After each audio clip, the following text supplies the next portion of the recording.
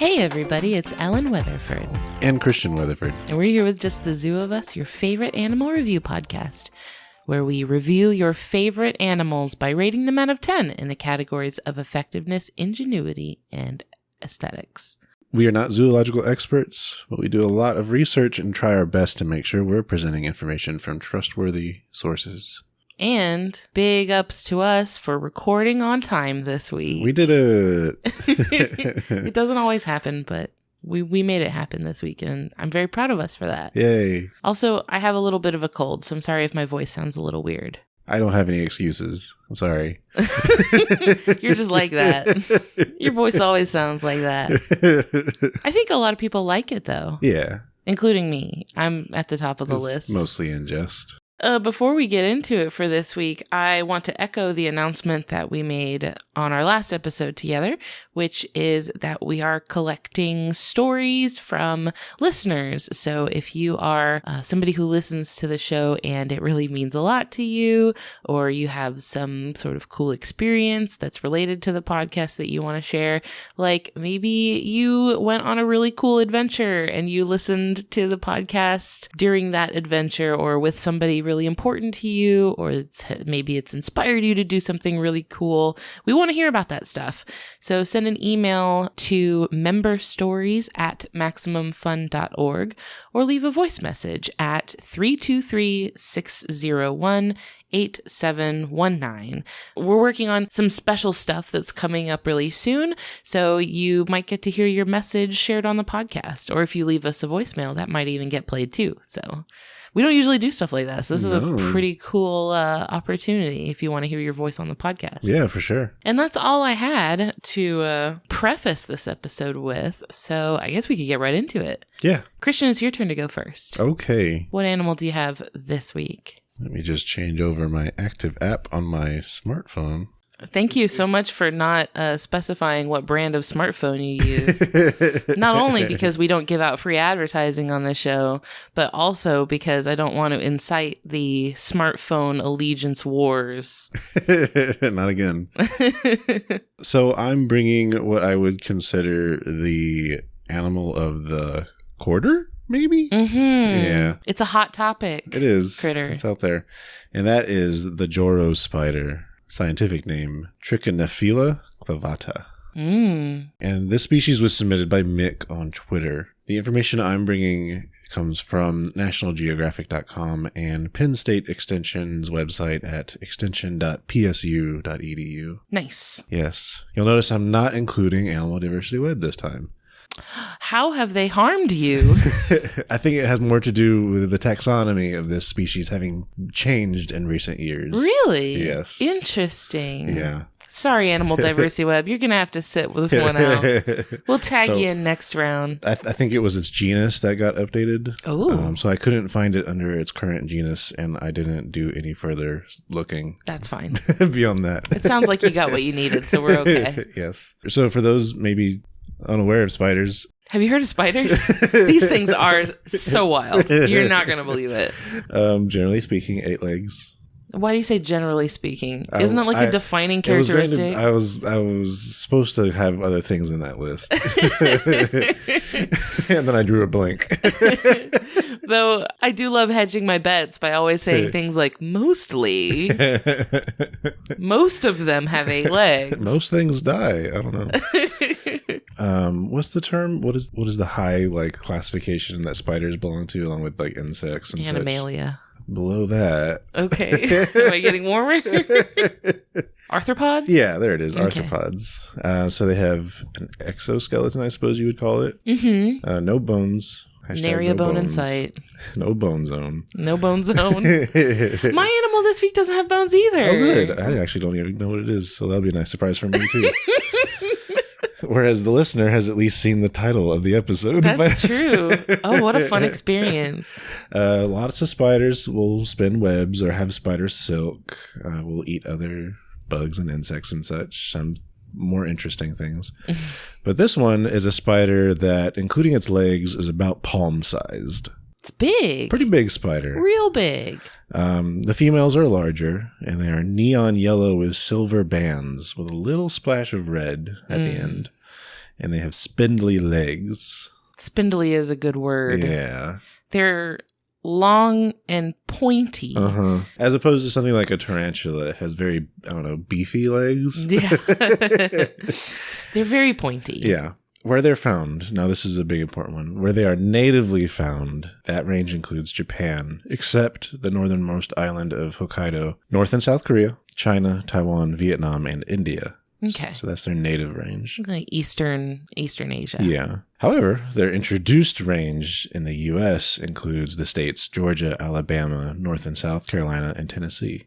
Okay. That's kind of creeping our way. Yeah. And it's that range that makes them a hot topic right now. Gotcha. They seem to have been introduced into that area around 2014. Likely in shipping containers from Asia to Atlanta. And those unfamiliar, Atlanta is not near the ocean, but it is a big hub for all things. Everything goes through Atlanta. Yes. Everything in the South goes through Atlanta. Especially commercial airlines. Oh, yeah. They have like the big airport that everything goes through Atlanta. Yep. Their taxonomic family is Arrrniidae. Arrrniidae? I would say Arrrniidae. Well, I actually looked up the pronunciation of this one. I even spelled it out for myself and everything. Oh, I'm so proud of you. Other things in that family are other orb weaver spiders. And just a note on that term. In this usage, orb means round. Not spherical. Okay. Yes. So it's more of a 2D descriptor than a 3D. I get it. We're not pondering this orb. Not this time. Next episode. Next week. Lots of orb pondering. And let's get into our first category. Please. So for our new listeners, that category is effectiveness. And this describes physical attributes that kind of helps them do the things they like to do. I'm giving an 8 out of 10. That's pretty good. So the biggest thing we think about with spiders is spider silk, or at least that's what I think about first. And this one does have spider silk, and it does build webs.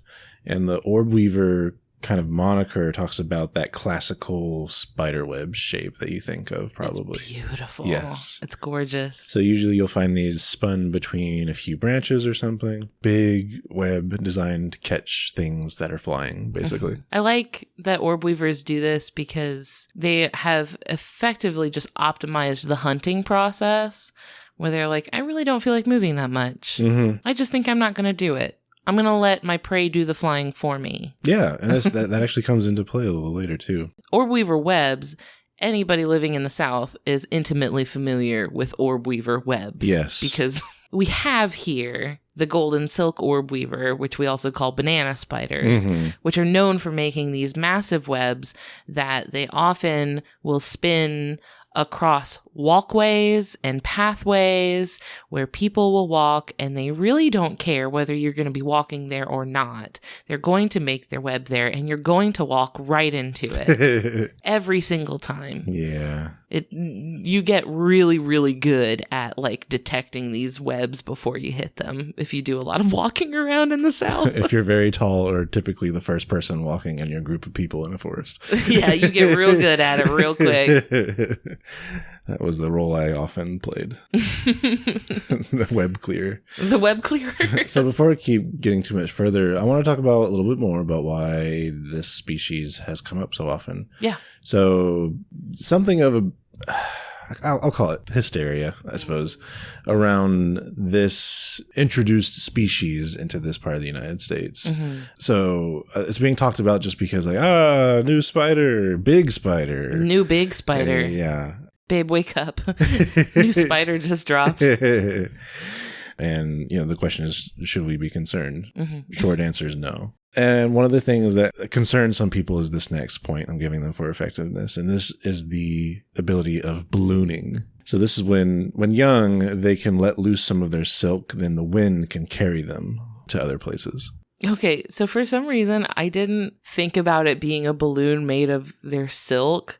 Some strange part of my brain thought they were somehow inflating their bodies, turning themselves into a little balloon and flying. Because I'd seen this word ballooning, and just some part of my brain filled in the blanks and was like, clearly, they blow up their body like a puffer fish or something and float through the air. That'd be pretty good. But no, they let out some of their silk. I don't know if it's an actual balloon shape or not. I think it just might be some little strands of silk, because this is when they're young and very small. Yeah. So it doesn't take much. But using that method, the wind can carry them for tens to hundreds of miles.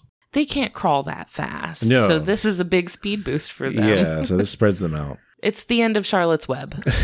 Spoiler alert. I'm terribly sorry if you haven't seen that cartoon from the 1970s. Yeah. And the next thing I want to talk about is their venom, or more generally, their bite. This is a big reason why you shouldn't really worry about them, I suppose. Mm-hmm. So first, the venom is weak. It's not life-threatening to humans. And also the size of their fangs makes it difficult to puncture human skin. So if you are bitten by one of these, it'll hurt, but it's said to be less painful than a bee sting and will generally, self-resolve without any kind of medical intervention. Right. Barring like an allergy, which naturally you could be allergic to anything, but yeah, they're really not that scary. I mean, like even our banana spiders here that we have, we're not terribly scared of them. Yeah. And when we get to the next category, there's another reason you don't have to worry about being bitten very much. But the next thing I want to talk about with effectiveness is their cold tolerance. Ooh, interesting. Yes. I guess you'd have to have that to be making the kind of moves they're making. Mm-hmm. So this is a topic that was the subject of a paper that was released in recent months that kind of spawned all of the news hype around this spider. Okay. And that article was titled Physiological Evaluation of Newly Invasive Joro Spiders, Trichinophila clavata, in the southeastern USA compared to the naturalized cousin, Trichinophila clavipes. Clavipes, that makes more sense. By Davis and Frick in the year 2022. That's really fresh. Yes. I believe that second species is the golden silk orb weaver. Okay. Yeah. And they called it naturalized. Yes. That's why I think it was also introduced, but along like hundreds of years ago. Sure. Yeah. A long time. Yeah. It's been here a while. Yeah. They've settled in. Mm-hmm. They've got posters up on the walls. They've painted. So basically, this study was trying to see how well do they deal with cold weather, like the Joro spiders versus the golden silk orb weavers. Mm-hmm. And the Joro spider is on top. Oh. So the Joro spider, 74% of specimens survived brief freezes compared to 50% of the golden silk orb weaver, which makes sense considering where they're found in Asia. Sure, they can get pretty far north. Japan gets very cold, although not the most northern bit of Japan, but still, North Korea, South Korea. I mean, it snows, you know, like it gets real cold there, colder than it does here. And that cold tolerance is largely due to greater metabolic rate that helps them stay warm. Oh. Yeah. So it kind of got a little steam engine pumping in there. Basically, yeah. So that wraps up effectiveness. Moving on to ingenuity. This is the category that describes smart things. Could be hunting methods, tool use, that sort of thing. I'm giving a 7 out of 10. It's not bad. Yeah. So personality-wise, I suppose, they're not quick to bite humans. I don't know of any spiders that are quick to bite humans. I think there are spiders that are unfortunately just positioned in places to where if you come across them, they're probably going to bite you. Like we talked about, like Black Widow. Mm-hmm. They like to hide under wood and dark places and stuff. So if you come into contact with them, you're probably accidentally grabbing them. Right. You're probably already well within the danger zone. Yeah. You are already being bitten. Oh my! I mean, we can't talk about ingenuity without talking about building webs. Yes, right? It's great. I had to get to that conclusion. It's almost tool use that we kind of take for granted with it's spiders. built-in tool use. Yeah. But spiders do some incredible things with their webs. They make beautiful works of art with them. Some spiders can be really clever about their positioning of their webs, but I would not say that orb weavers are among them, because we always see orb weavers like in our yard or around our house or something, putting their webs in the least strategic places. They're always putting them like across doorways or like across a fence or somewhere where something is definitely going to be walking through there and breaking your web. Stop putting it there. And then when you walk through and break their web, they rebuild it in the same spot. Like they didn't learn from the last time. I mean, stop putting it there. I mean, they can't have that kind of macro view of their universe, right? Yeah. It would be like some deity saying like, oh, stupid humans putting their planet in the way of a meteor.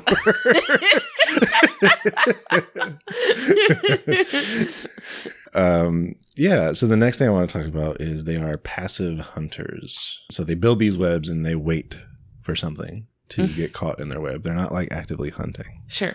It's an active dismantling of that like entrepreneur grind set, like those like, you got to get out there every day. You got to wake up at 5 a.m. and go to the gym and I don't know, wear a suit everywhere you go. And spiders are like, no. It's the opposite of whatever Kim Kardashian's saying right now. And then finally, they have a tendency to build their webs high up, which gives them an edge on other species in the U.S. range because not many other spiders do that in Georgia, for example. This study was largely conducted in Georgia, by the way. Sure. Okay, so they're more like up in the higher, like a canopy maybe area. So yeah, that wraps up ingenuity, and we finally get to our last category of aesthetics. This one is how interesting do they look, or this could mean cute or cool. Again, 7 out of 10 on this one. So the females are large and colorful, but the males are smaller and mostly brown. I thought you may have gone higher on this one. Yeah. Because they just have kind of an edgy look, and I like that. Yeah. I mentioned their spindly legs, which makes me think of the banana spider, like you said. But also, this might be a bit of a deep cut, but have you ever seen Jumanji, the movie? Okay, I personally haven't. I'm sorry. Oh, no. I know. Okay. Babe, I've seen 3 movies. And one of them's Hunger Games, and I've already talked about that. Well, the premise of Jumanji, which you probably already know, but in Jumanji, there's this, magical board game that makes, jungle animals and stuff. Not all of which are jungle animals, but that's okay. Okay. And, people getting sucked into the game, whatever. Well, at one point in the movie, giant spiders come out and they have those kinds of legs. And every time I see a spider with those kind of spindly legs, I think of Jumanji, the movie. Interesting. You know what I think of when I see like a spider with cool spindly legs? I think of that scene towards the end of The Nightmare Before Christmas, where Jack Skellington is in the Oogie Boogie Man's lair. And the Oogie Boogie Man has this big, it's like a roulette table that he's spinning, and it's got little, guns on it. Sure. And Jack Skellington is on the roulette board, kind of crawling along it as it's spinning underneath him. But, that character has very long, twiggy legs. Yeah. Because he's a skeleton, right?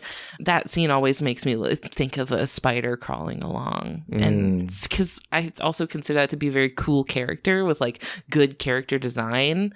I think that also makes me feel warmer towards the aesthetics of spiders. Because I see a spider crawling around and it reminds me of Jack Skellington dancing on a roulette table, which is cool. That is cool. It's just some miscellaneous info for these nice little spiders. They could potentially prey on problematic insect species that other spiders don't eat in the U.S. Well, that would be nice. Yes. I would like for them to do that. I think they've been seen eating a type of stink bug that other spiders don't typically go for. And that stink bug can be problematic with our agriculture. Okay. That would be helpful for them because it helps if the prey that you're able to go after isn't preyed on by a lot of other stuff. Yeah. Because then that just reduces competition for you. Yeah. That's the thing with this. Of how this is spreading in the United States is where does it have a niche that isn't being filled, right?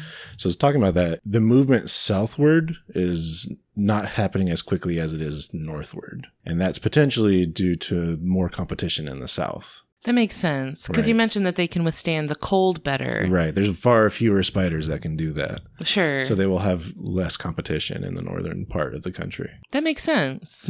So y'all can keep them all up there. We're good with what we've got down here. Yeah. We are at spider capacity. Oops, all spiders. We're overstocked with spiders. I'm passing the savings on to you. And I just want to take a little bit of note about the terminology with non-native versus invasive species. Please do. So according to the U.S. National Park Services, an invasive species is a, quote, non-native species that causes harm to the environment, economy, or human, animal, or plant health. Whereas non-native species are organisms that do not occur naturally in an area but are introduced as the result of deliberate or accidental human activities. So all invasive species are non-native, but the opposite is not true. But not all non-native species are what we would consider invasive. Right. So that might be more nitpicking, because you will often see those terms used interchangeably. Especially because I feel like a lot of the coverage of this spider very recently has been intentionally fear-mongery.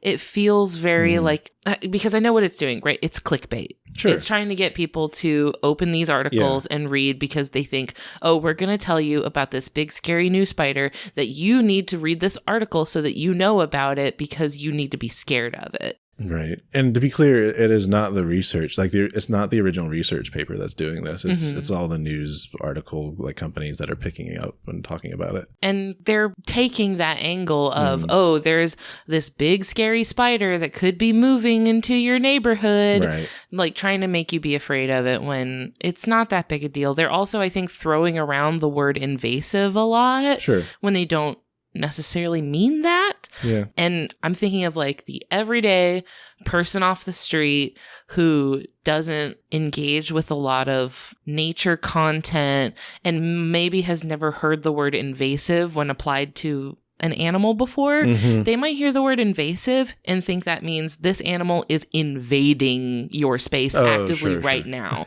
Like, they might think this means this is a brand new spider that is actively invading the place where you live. And that's something, it's an invader that you need to be afraid of.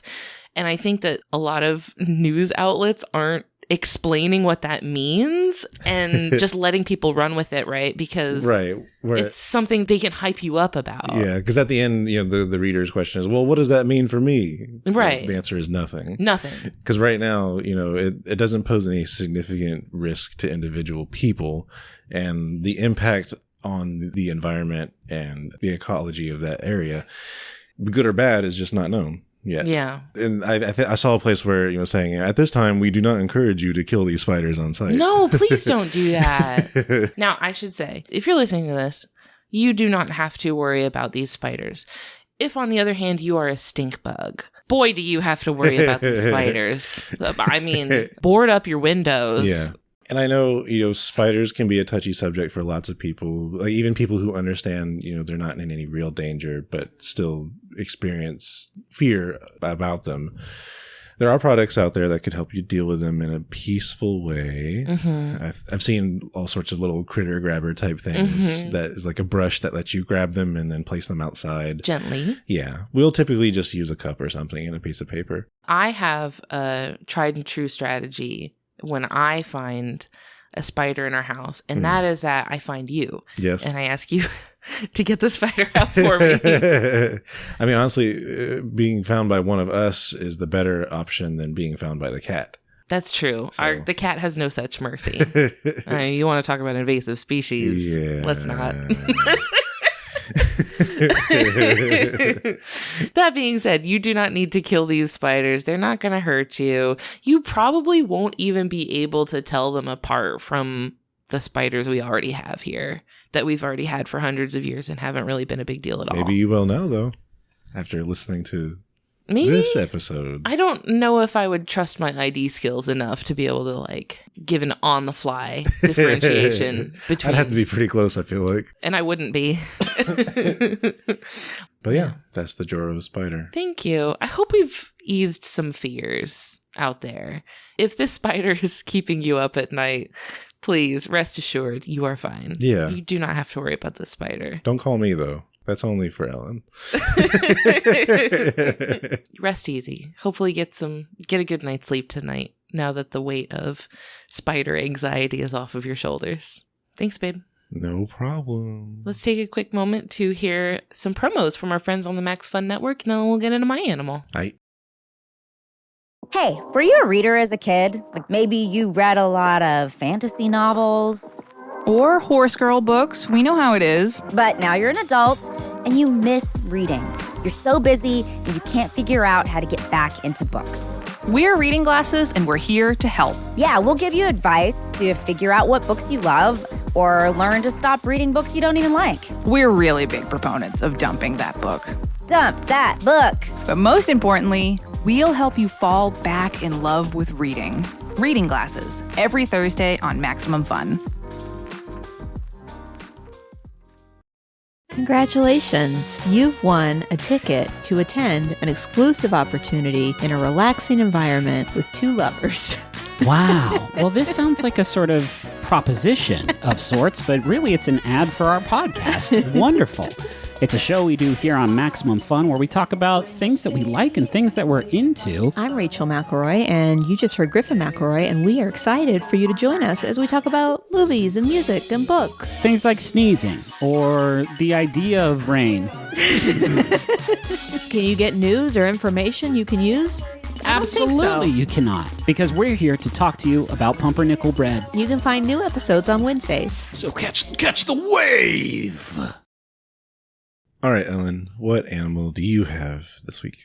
Sometimes we set each other up for our animals, knowing full well what the other person is about to say. Mm-hmm. And Christian is over here with nary a thought behind those eyes, completely head empty, no idea what I'm about to say. This is the day octopus. I was guessing worm of some sort.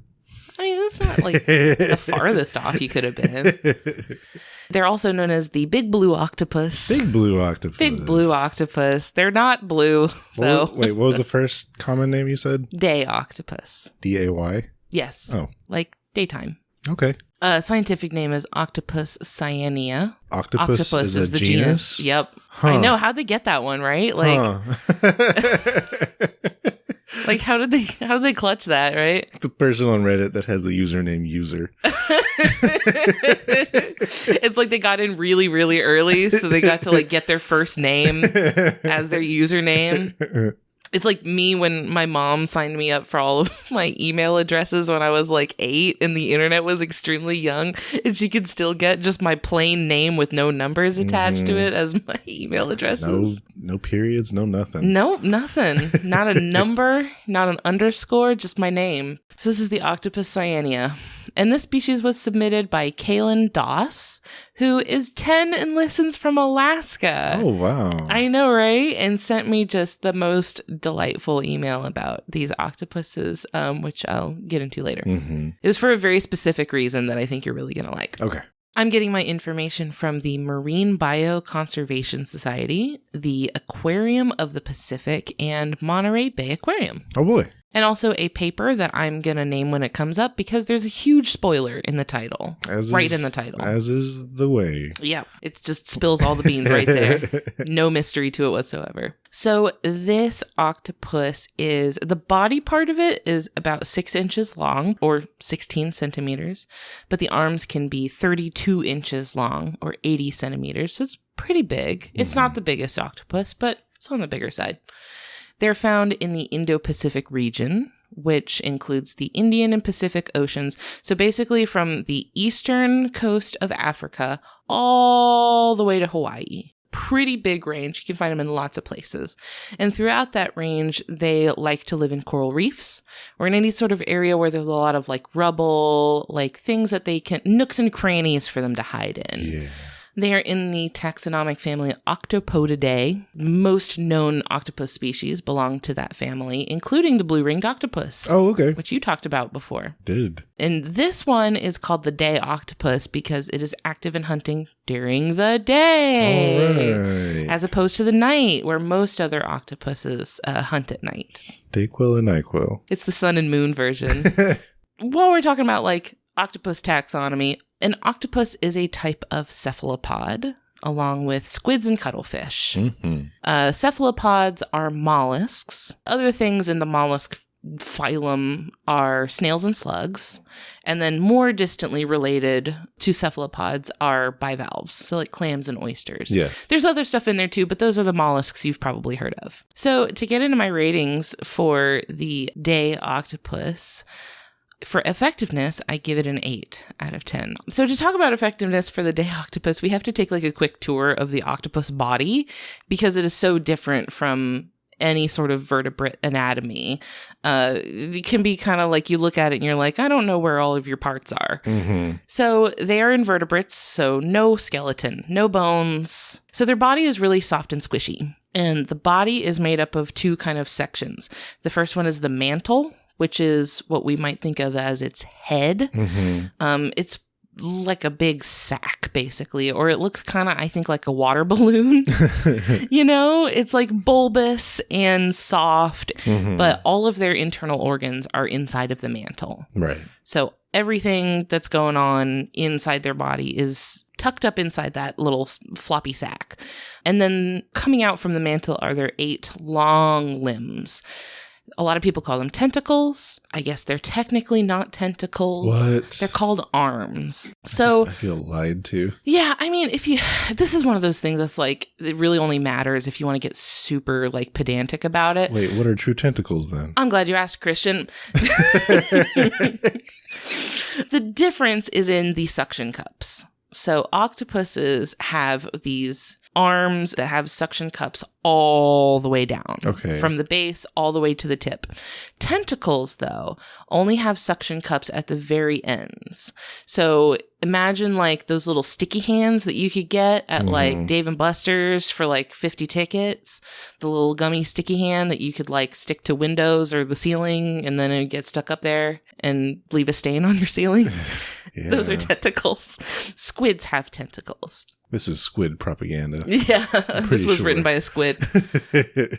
So octopuses technically don't have tentacles, but I mean, if you call them tentacles, people will know what you're talking about. I don't think it's that big a deal, but if you want to be extremely accurate, you could say they're arms. I will opt to not be. On purpose. You fight the power, Christian. So having such a soft body free from rigid structures like bones really gives octopuses a lot of freedom to squeeze through surprisingly tight spaces. Like they could get through an opening that's 1 inch wide, and they're pretty big animals. Like they're not tiny. There's some pretty big ones, yeah. There are, yeah. Like the giant, the giant Pacific octopus is enormous, and it can still get through like incredibly small openings. I saw like a video that said, I think it was from the Monterey Bay Aquarium, that said that a giant Pacific octopus could squeeze through a hole the size of a quarter. I guess I always thought the limiting factor was their beak. That would be probably the hardest structure on their body. Or their eyeballs. Yeah, something like that. They're extremely malleable. They can get through tiny little spots, which is really important to them in the wild because it lets them slip into nooks and crannies, right? Like I mentioned, they live in a coral reef. So they can squeeze in between little crevices and rocks and coral and stuff. And even when they're not squeezing into crevices, day octopuses are actually able to hide in plain sight. Oh. Because they are masters of camouflage. So these are the ones you've probably seen videos of where they'll settle onto a rock or onto a piece of coral or something, and within seconds they have vanished because they just completely become one with the surface they have landed on. So their idle skin color is kind of like a reddish, rusty orange, but their skin is covered with these specialized cells, which we've mentioned before, called chromatophores. Yes. We talked about chromatophores with the veiled chameleon, but the octopuses work a little differently. The chameleons were like layered in such a way, but with the octopus, so the cells contain different colors of pigments. In the octopus, they are red, yellow, brown, or black. And it's got this network of these colorful cells all over its body. And the octopus can use its muscles to either expand or contract those cells, which then displays more or less of those colors. So for example, if it wants to turn red, it will just expand all of its red colored cells and shrink all of its non-red cells. So what you're left with is just a completely red sort of canvas. But it can do this with remarkable precision. So it doesn't just change its whole body to this color at one time.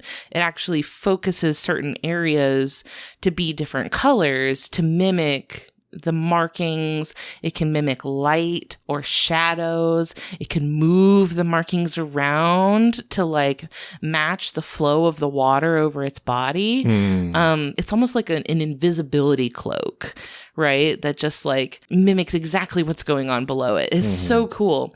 But so lots of octopuses can change their skin color like this. This octopus, the day octopus, can actually take that a step further. They can actually contract their skin in such a way that forms protrusions on their body and change the actual texture of their skin. It's so cool. So they can make their skin bumpy, they can make it jagged, they can make it spiky. Like, they can do some really incredible things to just make their skin look like it's not an octopus. It can be really challenging if you find like a video of like a scuba diver coming up on one of these things. It can be really challenging to find the octopus. Lots of great videos of this on YouTube. Challenge yourself to watch one of these videos and find that octopus. It is not easy. But should their hiding and camouflage both fail and they still find themselves threatened, they can spit out a cloud of ink. Very good. Yes, so it startles and disorients their predator, and it gives them a chance to escape, like a smoke bomb. So something kind of funny about this is that the ink that is produced by the ink sac, it is made up of melanin, so the same pigment found in mammal skin. Right. It's nearly pure melanin. Wow. Yeah. And it is bound together by mucus. Oh. So it's like just a melanin snot mixture that it makes in this ink sac and then kind of spits out through its like siphon. Yeah. So the thing about that is that it is literally just melanin and mucus. It's perfectly safe to eat. Yes. Yeah, so octopus and squid ink is used as a food additive. It gives color and flavor to all sorts of dishes, including noodles. Yeah, noodles is the one I've seen. Yeah, have you ever had squid ink noodles? No. I haven't had it. I've heard it has a very seafoody flavor, and I don't like that, but it's supposed to be very tasty. I'd try it. What sauce would I put on it? I don't know. Well, I was going to say also that the ink sac themselves are even fried and eaten on the Greek island of Kalymnos. Oh, okay. Yeah, they just eat the whole thing. When I was a kid, one time in like a science class, we dissected a squid, and part of the assignment was to find the ink sac and stick a toothpick in it and write our name in the squid ink. It was pretty neat. We might have experienced the same curriculum on that. We went to school pretty close to each other, so I wouldn't be super surprised. So I did have to give some deductions for the day octopus. So the first one is that I'm thinking about octopuses in the context of other mollusks. And there's other mollusks out there like snails, nautiluses, which are closely related. They have a shell, like a hard structure to protect their soft body. And octopuses don't have that. And I feel like that warrants a deduction because we've seen what the mollusks can do defensively. It's a trade-off, though, right? Speed for defense. Yeah, it does grant them dexterity and it grants them agility and flexibility. Some octopuses, like the veined octopus, make up for this lack of armor by grabbing onto coconut shells and pulling them around their body to form like a shield. Have you seen these? Yes. It's adorable. They will kind of like pull the coconut shell closed around them and then roll around in them. Isn't this also the subject of that sad video where it finds like some garbage or something? Probably. I mean, that sounds like something that probably happens all the time. But yeah, I mean, octopuses do use other objects to protect themselves with. But I just feel like if that armor was just already built into their body, that would just free up their arms to do other cool stuff with. So it's like more crime opportunities if you have all of your arms free because you're not holding a coconut shell. I don't know. If you can run away, you have a chance to do so. But if you are slowed down by a heavy shell and something comes along that has the strength to get through it, that's it. But with the octopus as it is, it requires very little strength to get through the body of an octopus. Yeah. So I just feel like, there's some room for improvement there. And the other thing I deduced a point for is that octopuses, like all octopuses, are surprisingly short-lived. Yeah. The longest lived species is the giant Pacific octopus, which only lives around 3 years. Wow. Even the giant squid, which can grow up to 43 feet long. It is absolutely enormous.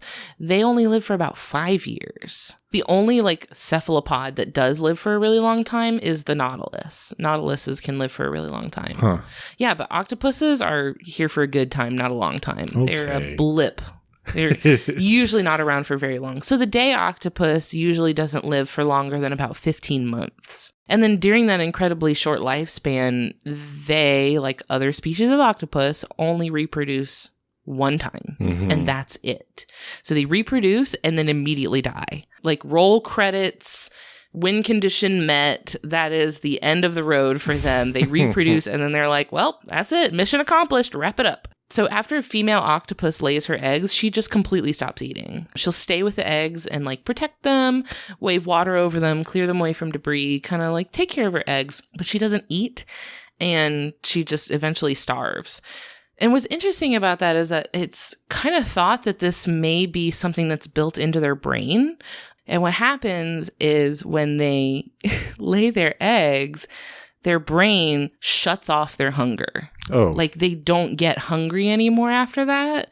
And this may be in order to keep them from eating their babies. Because octopuses will not hesitate to eat each other. Right. It is not a big deal. They have no loyalty whatsoever. So it's thought that maybe this keeps her from just eating her babies immediately if she just doesn't get hungry anymore. That's one way to do it. Right. I mean, it is. Other animals just don't eat their babies. Like, there's easier ways to do this, you know? Are we in Ingenuity yet? Not yet, but we're about to be. That seems like a good negative there. So not smart enough to not eat your own kids that you have to be hardwired to just cease eating at all. Yeah, it's an all or nothing thing. Like, well, if I'm not going to eat my babies, I guess I won't eat anything at all. I feel like building it into your body to only reproduce once and then die is like quite literally putting all of your eggs in one basket. You know, like, you are just rolling your dice and being like, well, hope this is a good batch because that's the only one I'm going to get, you know? I guess it's important to note that those clutches are very large. Yeah, they lay lots of eggs at the same time. I mean, probably not that many of them are going to make it to adulthood. Right. They do lay a lot of eggs at a time, but still, it's just the one, and that's it. That's the only chance you got. You know, hey guys, welcome to my any %, no item, no save, speed run. I'll be playing an octopus. Like and subscribe to my Twitch. Next category for the day octopus is ingenuity, and this is really why we wanted to talk about this octopus.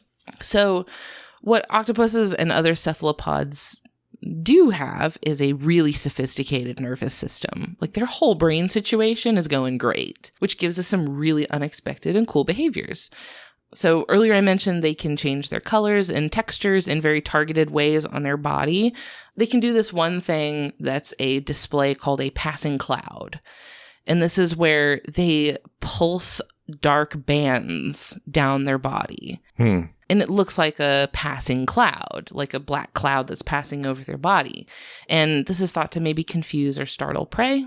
They definitely do it while they're hunting. So it's something that they're doing to disorient their prey in some way. A lot of psychological warfare going on with cephalopods. Yeah.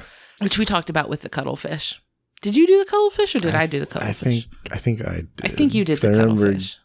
Digging into the eyes. That stuff's wild. Not literally, but I would hope not. That would be gross. So there are a lot of examples of octopus ingenuity that I could use, but in the interest of time, I'm going to focus on one specifically that Kaylin highlighted. So being a predator is a pretty tough job. It can get a little easier when you team up with other predators and engage in something called collaborative hunting. So a famous example here in the USA is tag teams consisting of coyotes and badgers. Did you see that like super viral video a couple years ago of a coyote and a badger like playing in a storm drain together? No. It was the cutest thing I've ever seen. They were just like goofing off together. It was so cute. But coyotes and badgers team up to hunt squirrels because coyotes are fast. So they chase the squirrels and then the squirrels go into their burrows and the badgers dig them out. They have overlapping skill sets and can team up to chase squirrels together. So this happens on the reef too. This happens in the ocean. Oh. So the day octopus has been known to team up with predatory fish on their reefs, like groupers are a common one that they'll team up with. So the groupers will hunt around and above the reef, and then the octopus chases prey through tight spots in the reef.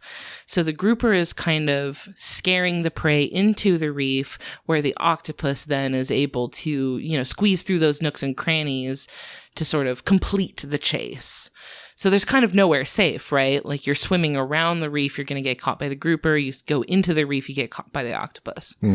So they kind of have this pretty choice arrangement between them. The thing about this strategy that made headlines recently was the octopus's way of exerting some control over their hunting partners. Their way of making sure that their hunting partners don't take more than what the octopus may consider to be their fair share. Because, they may be hunting together, but they are still hunting. Right. They're still in it for themselves, So I'm just going to read this quote directly from the paper that it was published in, because it is just like the perfect poetically academic way of describing this behavior. Here we report a series of events dating between the 1st of October 2018 and the 1st of November 2018 and the 10th of May 2019 and the 10th of July 2019. So these are 2 different 1-month spans in 2018 and 2019. Where different octopus cyanea individuals engage in active displacement of partner fish during collaborative hunting. To this end, the octopus performs a swift, explosive motion with one arm directed at a specific fish partner, which we refer to as punching. And that is science for throwing hands. And this is from the paper titled, this is why I couldn't tell you this at the top. The title of the paper is Octopuses Punch Fishes During Collaborative Interspecific Hunting Events. Fun. And that is by Eduardo Sampaio, Martin Costa Seco, Rui Rosa, and Simon Gingens. And that was published in Ecology in December of 2020. So really made the rounds in 2021. So the paper suggests a few possible motivations behind these punching events. This was apparently a consistent thing. This wasn't just like a one-off, like, oh, the octopus punched a fish one time, where you could think like maybe it was doing something else and it was an accident. Sure. This was like a very intentional, very consistent punch connecting with fish. Yeah, enough times that you're like, they're doing it on purpose. So one of the suggested explanations is that the octopus is just moving the fish over to kind of claim dibs on the prey item. Just like knocking it out of the way basically so it could grab, like say there's one last cookie in the jar and you and your sibling are both running to grab it and you just like jab them with your elbow to knock them out of the way so you can grab the cookie first. That's kind of the idea. But your arm is made of marshmallow. Yes, because you're an octopus. But then sometimes the octopus punched the fish even when it didn't take prey afterwards. So this is like you and your sibling are just sitting there and you jab them with your elbow for no reason. This was not like for any specific reason. So the paper suggests 2 possible explanations using concepts from game theory. Oh. Yeah, which is the study of strategy. And this is another quote from the paper. Benefits are disregarded entirely by the octopus, and punching could be a case of spite. No emotional connotation used to impose a cost on the fish, regardless of self-cost. For example, after defection, stealing prey by a usually collaborative partner. So maybe there has been a past instance of that partner stealing prey from the octopus, and the octopus punches the fish as an expression of frustration, like, hey, I saw that, It's more of a retributional jab. Right. The other suggested explanation is that this could basically be a flex to keep the misbehaving partner in line. So that maybe like that partner needs a little reminding that the octopus can and will strike at any moment. That's awfully toxic for an animal without any venom. It's funny you say that. They do have venom. Oh, there goes that Gold comedy. But it's a mild venom. It's more used for paralyzing prey, but they have a little bit of it. Oh, okay. It is toxic, though. It is a very toxic environment. They are a horribly manipulative partner. I guess I should have thought about that when we said it was related to the blue ring octopus. I mean, they're related in the sense that they're both like octopuses. Oh, I thought they're not closely related. They belong to the same family. Oh, okay. Yeah. So this, I mean, it's interesting because this punching behavior really introduces like a manipulative dynamic to the partnership, unlike most other interspecies collaborations, which are kind of purely, you know, they're sort of acting in their own best interests parallel to each other. Sure. In this one, the octopus is kind of trying to get the other animal to do something and like interacting with it in a way that is trying to make it do something else, which I think is very interesting. I would like to note that in Kaylin's email to me, requesting the octopus this aspect of their behavior was really the driving force of the pitch. And Kaylin proposed some theories as to why the octopus punches fish, including the fish being annoying and the octopus being a jerk, but also including the fish doing something to the octopus and the octopus holding a grudge, which is not far off. Yeah. Like that's, I mean, scientists are probably never going to be able to know exactly what's happening in an octopus's mind when it decides to punch a fish. So we're probably never going to know for sure why they're punching fishes. But Kaylin, your theories are consistent with the research. Like the data is there. Definitely as valid a theory as any. Jealousy over differences in longevity. Oh, you think maybe maybe the octopus is jealous that the fish gets to live for more than 30 seconds? Yeah, maybe that's it. That's all I really wanted to dive into for ingenuity. There's a billion other things I could say about octopus ingenuity, but we'll save them for future octopus episodes. Okay. The final category for the day octopus is aesthetics. I give it an 8 out of 10 because we've seen what octopuses can do with their bodies, like aesthetically, with the blue-ringed octopus, which is yellow with bright iridescent blue rings. And this one doesn't have those beautiful blue rings, which is kind of a disappointment. Like it's a little bit of a step down aesthetically. I feel like we started off so strong with the blue-ringed octopus. And then its resting state, it looks like a pretty standard octopus, you know? But it's also, I feel like it's hard to know what they really look like because they're always changing their appearance to camouflage themselves. So like, it was really difficult for me to find like pictures or videos of them just in their relaxed, natural state when they weren't actively camouflaging themselves. I mean, I find octopuses very cute. I like that they have those big round eyes that are really close together that really has sort of a cartoonish effect. Yeah. And then that big bulbous like water balloon head. I don't know. They look so goofy, but in a really charming way. I think they're cute. That's why I gave them an 8. Yeah. To wrap things up for the day octopus, they are of least concern as far as conservation goes. So their populations do seem to be stable, but that being said, they depend pretty much exclusively on coral reefs. So because they are so intricately linked with coral reefs, they are vulnerable to climate change because reefs are vulnerable to climate change. So if the reefs go, the octopuses will then also go.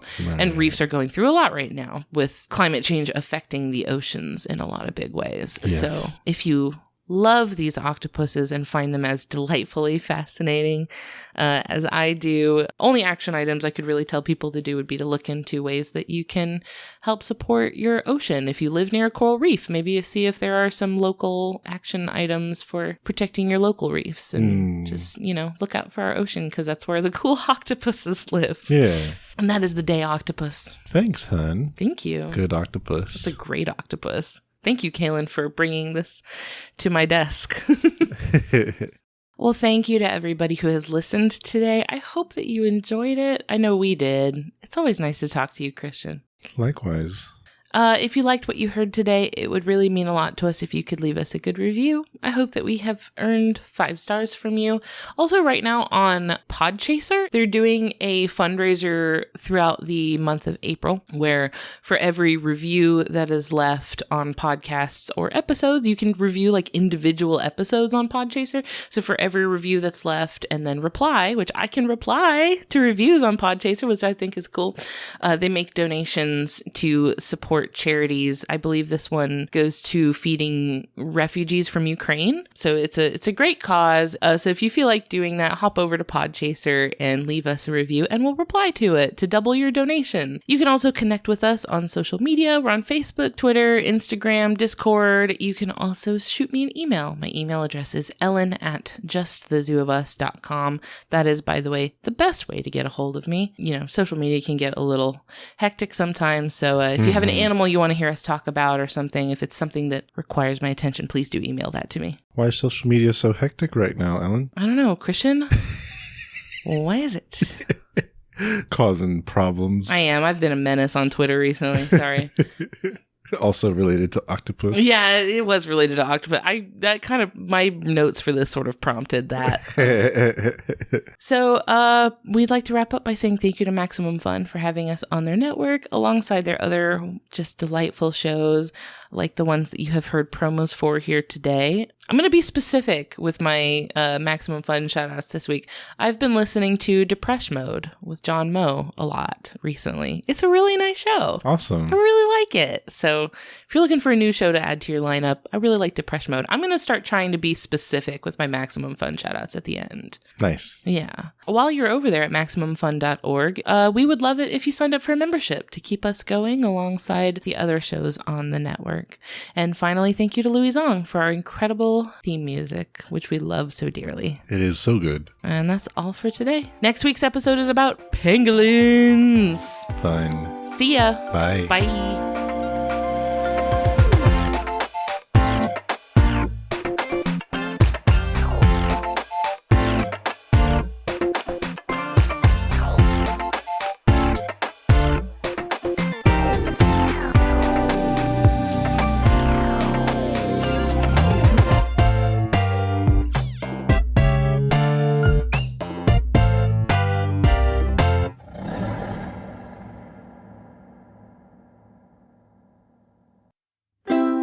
MaximumFun.org. Comedy and culture. Artist owned. Audience supported.